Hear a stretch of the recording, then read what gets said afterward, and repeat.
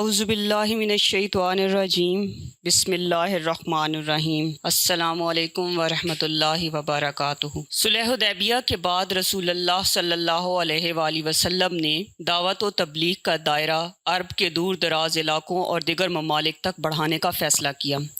چنانچہ رسول صلی اللہ علیہ وآلہ وسلم نے کئی صحابہ کرام کو اسلام کے دعوت نامے دے کر غیر مسلم عرب رئیسوں اور پڑوسی بادشاہوں کی طرف روانہ فرمایا۔ اسی سلسلے میں ایک خط حضرت حارث بن عمیر ازدی کے ہاتھ بصرہ کے عیسائی حاکم حارث بن شمر غسائی کو بھی بھجوایا گیا۔ جب حارث بن عمیر بلقا کے علاقہ موتا پہنچے تو یہاں کے عیسائی حاکم شرجیل بن عمر نے آپ کو گرفتار کر لیا اور سفارتی آداب و اخلاقیات کی دھجیاں اڑاتے ہوئے حضرت حارث کو بے دردی سے شہید کر ڈالا۔ جب حضرت حارث بن عمیر کی شہادت کی خبر آپ صلی اللہ علیہ وآلہ وسلم کو پہنچی تو آپ صلی اللہ علیہ وآلہ وسلم بے حد دکھی ہوئے۔ آپ صلی اللہ علیہ وآلہ وسلم نے حضرت زید بن حارث کو 3000 مجاہدین کے ساتھ حضرت حارث کے خون کا حساب لینے کے لیے موتا کی طرف روانہ کیا۔ یہ 8 ہجری کا واقعہ ہے۔ لشکر روانہ فرماتے ہوئے آپ صلی اللہ علیہ وآلہ وسلم نے ہدایت فرمائی کہ اگر دشمن سے لڑتے ہوئے زید شہید ہو جائیں تو لشکر اسلام حضرت جعفر بن ابی طالب کی زیر قیادت لڑے۔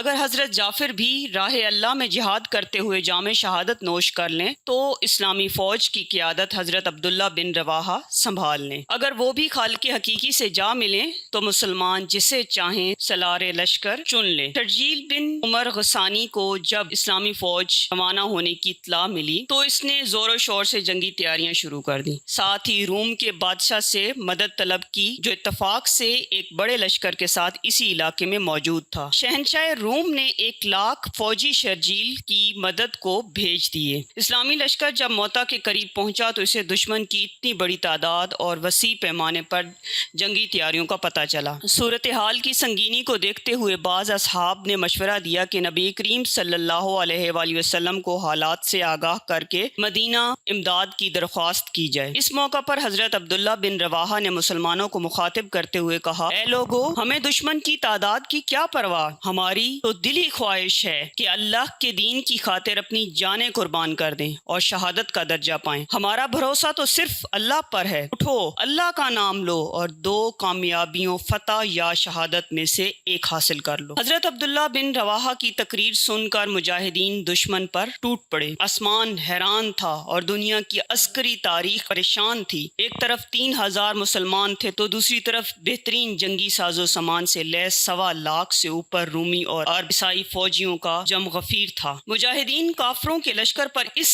شدت و بہادری سے جھپٹے کہ دشمن کی صفیں الٹ کر رکھ۔ سالار لشکر حضرت زید بن حارث دشمنوں کو ختم کرتے ہوئے ان کی صفوں میں دور تک چلے گئے۔ آخر بے شمار کافر سپاہیوں نے انہیں گھیر لیا، لیکن اللہ کے اس سپاہی نے جام شہادت نوش کرنے سے پہلے دشمن کی لاشوں کے ڈھیر لگا دیے۔ اسلامی فوج کی قیادت حضرت جعفر بن ابی طالب نے سنبھال لی۔ آپ نے ایک ہی حملے میں سینکڑوں دشمنوں کو ہلاک کر دیا، مگر مشکل یہ تھی کہ کفار کی تعداد بہت زیادہ تھی۔ ان کا ایک سپاہی مرتا تھا، اس کی جگہ 10 تازہ دم سپاہی مقابلے پر آ جاتے تھے۔ حضرت جعفر جرأت و بہادری کی نئی تاریخ رقم کر رہے تھے۔ ایک دشمن نے اچانک حملہ کر کے آپ کا دایاں بازو شہید کر دیا۔ آپ نے تلوار بائیں ہاتھ میں سنبھال لی اور اسی جوش و جذبے کے ساتھ لڑتے رہے۔ حضرت جعفر کو ایک بازو سے لڑتے ہوئے دیکھ کر دشمنوں کی ہمت بڑھی۔ انہوں نے آپ کو گھیرے میں لے کر آپ کا دوسرا بازو بھی شہید کر دیا۔ پھر اس مرد مجاہد پر بیک وقت کئی وار ہوئے اور آپ کی آرزوئے شہادت بھی پوری ہو گئی۔ حضرت جعفر کی شہادت کے بعد حضرت عبداللہ بن رواحہ نے اسلامی لشکر کی کمان سنبھال لی۔ آپ نے قیادت سنبھالتے ہی دشمن پر ایسے غضبناک وار کیے کہ جو سامنے آیا جان سے ہاتھ دھو بیٹھا۔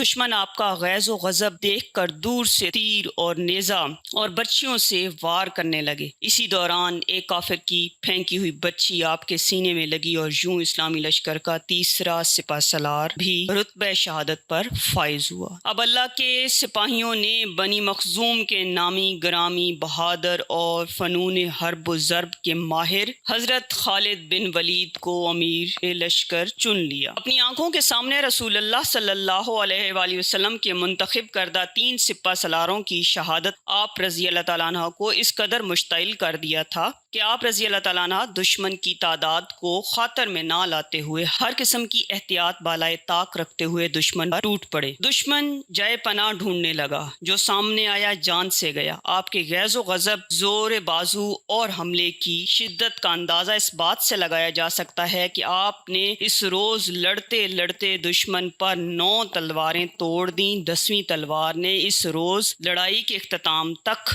آپ کا ساتھ نبھایا۔ اگلے روز حضرت خالد بن ولید نے ایک حیرت انگیز جنگی چال چلی۔ ایک روز قبل جو مجاہدین اگلی صفوں میں لڑ رہے تھے انہیں پیچھے لے گئے۔ دونوں بازوؤں پر لڑنے والے سپاہیوں کو بھی اہم بدل دیا۔ اس سے ایک فائدہ تو یہ ہوا کہ سامنے کے تازہ دم مجاہدین نے دشمن پر بڑا ہی زوردار حملہ کیا۔ دوسرا، نئے چہرے اور ان کا جوش و جذبہ دیکھ کر دشمن سمجھا کہ مسلمانوں کو تازہ دم فوجی دستوں کی کمک پہنچ گئی ہے۔ یہ سوچ کر رومیوں اور عیسائیوں کے چھکے چھوٹ گئے۔ اسی دوران دائیں پہلو کے سالار قطبہ بن قتادہ داد شجاعت دیتے ہوئے دشمن کے قلب میں جا گھسے اور دیکھتے ہی دیکھتے دشمن فوج کے سپہ سالار کو مار گرایا، جس سے دشمن کا رہا سہا حوصلہ بھی جاتا رہا۔ وہ گھبرا کر پسپا ہو گئے۔ ادھر موتا کے مقام پر تاریخ عالم کی حیرت انگیز جنگ جاری تھی، ادھر مدینہ منورہ میں رسول صلی اللہ علیہ وآلہ وسلم چند صحابہ کے ساتھ مسجد نبوی میں تشریف فرما تھے۔ اللہ نے میدان جنگ کا نقشہ آپ صلی اللہ علیہ وآلہ وسلم کی آنکھوں کے سامنے کر دیا تھا، اسے دیکھ کر آپ صلی اللہ علیہ وآلہ وسلم کی آنکھوں سے آنسو روا تھے، اور آپ صلی اللہ علیہ وآلہ وسلم میدان جنگ کا آنکھوں دیکھا حال بیان فرما رہے تھے۔ اب جھنڈا زید نے سنبھال لیا، وہ شہید ہو گئے۔ اب جھنڈا جعفر نے اٹھایا، وہ بھی اللہ کو پیارے ہو گئے۔ اب جھنڈا عبداللہ بن رواحہ نے تھاما، انہوں نے بھی جان اللہ کی راہ میں قربان کر دی۔ اب آپ صلی اللہ علیہ وآلہ وسلم ایک لمحے کو رکے، پھر فرمایا، اب جھنڈا اٹھایا اللہ کی تلواروں میں سے ایک تلوار نے اور اس کو فتح حاصل ہوئی۔ اس کے بعد آپ صلی اللہ علیہ وآلہ وسلم نے اپنے ہاتھ دعا کے لیے اٹھا دیے اور اللہ کے حضور یوں دعا کو ہوئے، اے اللہ، خالد تیری تلوار ہے، اسے ہمیشہ فاتح رکھنا۔ یہ وہ مارکہ حق و باطل تھا جس میں حضرت خالد نے اپنی بے مثال شجاعت، حیران کن جنگی حکمت عملی اور قیامت خیز تلوار بازی کے باعث رسول اللہ صلی اللہ علیہ وآلہ وسلم سے سیف اللہ کا لقب پایا۔ دعاؤں میں یاد رکھیے گا۔ السلام علیکم ورحمۃ اللہ وبرکاتہ۔